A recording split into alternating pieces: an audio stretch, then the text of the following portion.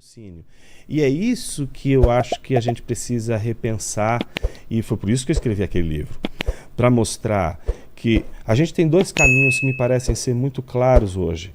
E os dois, a meu ver, Vilela, não sei se você concorda com isso, mas para mim, os dois, eles não são, a meu ver, bons caminhos.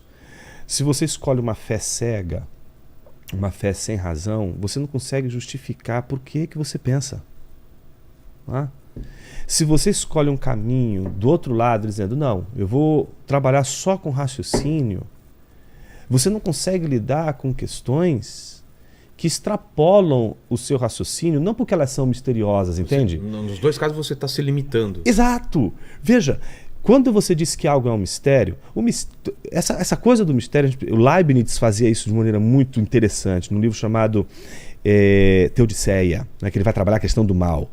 Ele vai dizer o seguinte, existem duas concepções de mistério. Uma concepção de mistério é aquela que o sujeito recorre a ela quando ele ignora. Então ele está afirmando um monte de crença, sabe? Então ele, na verdade, é um fideísta. E o que é um fideísta? Alguém que diz que a única coisa que deve pautar o seu conhecimento é a fé e a razão deve estar fora desse movimento último. Né? Então, ele está dizendo que uma pessoa que caminha no fideísmo, nesse tipo de raciocínio, quando ela fica diante de uma questão difícil, ela simplesmente apela para o mistério.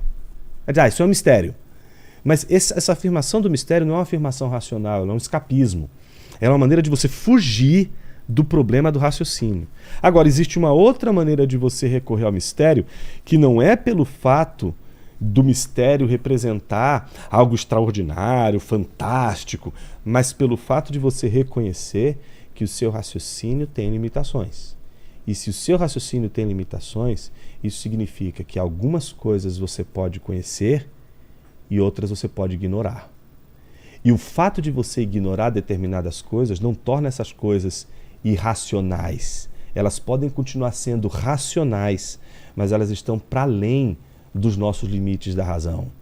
Então é nesse ponto que eu acho que tanto a razão quanto a fé, elas não, quando elas são vistas dessa maneira, elas estrangulam o ser humano. Eu entendo que uma pessoa, quando escolhe entre fé e razão, ela está num processo de desumanização. Ela está se fragmentando. Ela está dividindo uma coisa que não se divide. É porque eu acho que